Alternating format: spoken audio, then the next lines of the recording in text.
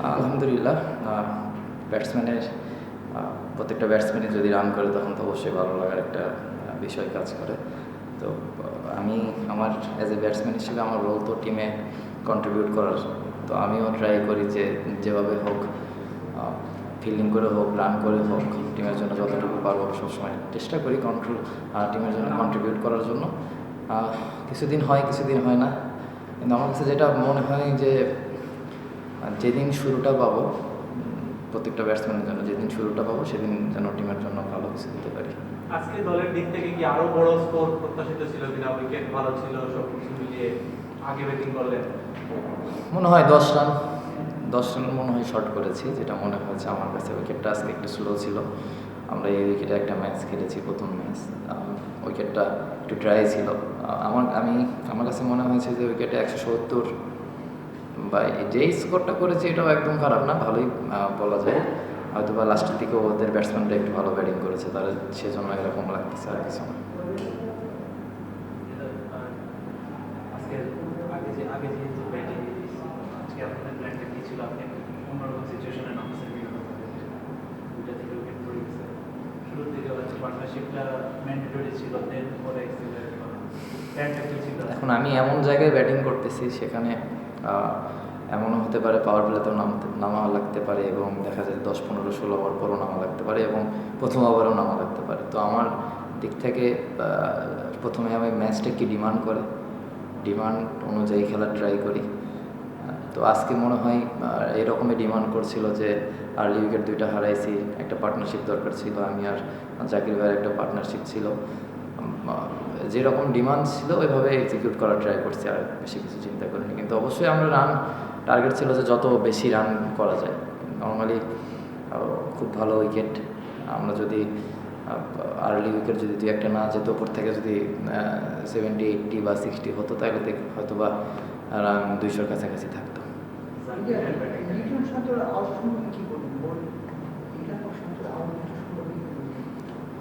না, আউট সম্পর্কে কি বলবো? আউট তো যে কোনো রকমই হতে পারে। বোল্ড তো আউট না, বোল্ড ক্যাচ এগুলো তো আউটের মধ্যেই পড়ে। ঠিক আছে, 2-1টা ইনিংস এদিক ওদিক হতেই পারে। আবার যেদিন ভালো শুরু করবে দেখবেন যে তারাই ম্যাচ জিতাইতেছে, তারাই টপ অর্ডারে ব্যাটিং করে, তারাই দেখবেন একদিন 100 মেরে ম্যাচটা আমাদের জন্য, আমাদের টিমের জন্য কন্ট্রিবিউট করবে। বিশ্বকাপের প্রস্তুতিটা কি সঠিকভাবে হচ্ছে? আমার কাছে তো সঠিকভাবেই হচ্ছে মনে হয়, কারণ বিশ্বকাপের আগে তো আর কোথাও কোনো ম্যাচ নাই।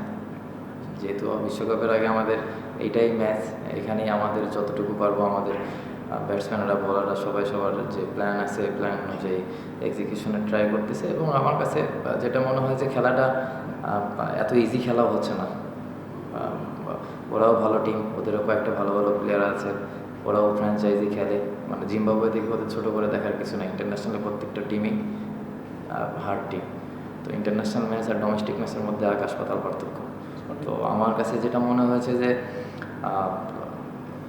খুব ভালোভাবে প্রিপারেশন হচ্ছে। কিছু জায়গায় ইমপ্রুভের জায়গা আছে, এটা প্রত্যেকটা ম্যাচেই থাকে।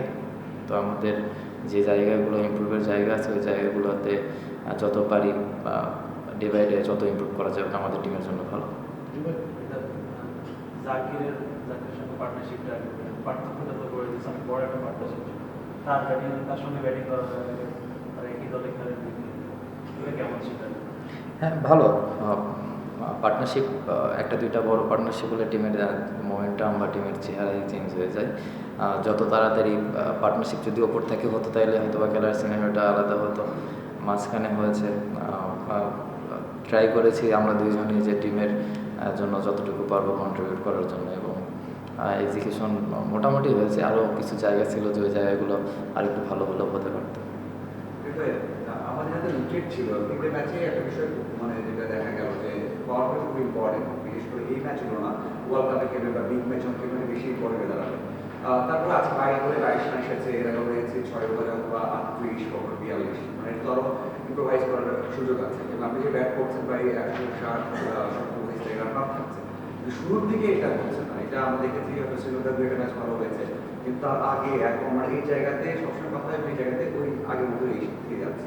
এখানে মেন্টাল কোনো সমস্যা হচ্ছে বা অ্যাপ্রোচটা নিয়ে না, পাওয়ার প্লেতে কত হলে মানে আপনাদের দিক থেকে পাওয়ার প্লেতে কত হলে ভালো একটু বলবেন? টি-টোয়েন্টিতে অ্যাটলিস্ট এখন তো 55 বা 60 তো মিনিমাম স্ট্যান্ডার্ড বলা 45-50, হ্যাঁ 55 to 60 বা 10 অ্যারাউন্ড এটা ডিমান্ড করে যদি আমাদের উইকেট, যদি আমাদের হাতে যদি উইকেট থাকে, উইকেট যদি আর্লি 2-3টা পড়ে যায়, তাহলে তো ধরেন 45-60 সব দিনই হবে না, কিন্তু হ্যাঁ একটু হয়তো বা 5-7-10 রানের এদিক ওদিক হয়েছে, যেটা আমার কাছে মনে হয়। যদি আমাদের ব্যাটসম্যানরা শুরুটা ভালো করে আর একটু, তাহলে এটাও কভার হয়ে যাবে। উইকেটটা আমরা হারাইছি দেখে আমাদের রানটা মনে হয় 5-10 রান শর্ট হয়েছে। আপনি যদি দেখেন এখানে 3টা ম্যাচ হয়েছে, 3টা ম্যাচের একটাতেও পাওয়ার প্লেতে খুব একটা বেশি রান হয়নি, কারণ উইকেটে একটু হেল্প ছিল, বোলারদের জন্য হেল্প ছিল, আমাদের ব্যাটসম্যানও পারেনি, ওদেরও পারেনি। কিন্তু আমরা যদি ওই উইকেটগুলো একটু কম হারাইতাম, তাহলে 10 রান 15 রান এটা কভার হয়ে যেত। তো ইনশাল্লাহ আশা করি যে সামনের দিকে এটা ঠিক হয়ে যাবে ইনশাল্লাহ। যেমন বলছিলেন উইকেট যদি থাকতো তাহলে হয়তো বাংলাদেশের রান একটু বেশি আসতে পারতো, কিন্তু দেখলাম আমরা 3টি ম্যাচে আসলে ক্রকোডাইলার ব্যাটিং করে ইংল্যান্ডের কথা আসছে, আসলে একটু প্রেশারে আছেন অবশ্যই, এবং তিনি আসলে উইকেটগুলো দিয়ে আসছেন, এবং সেটা আসলে আপনারা যারা পরে ব্যাটিং করেন, ক্রকোডাইলার বা মিডলরা যারা ব্যাটিং করেন, তাদের জন্য আসলে কতটুকু প্রেশারাইজ ক্রিয়েট করে আসে? দেখেন, কেউ তো ইচ্ছা করে উইকেট দিয়ে আসে না।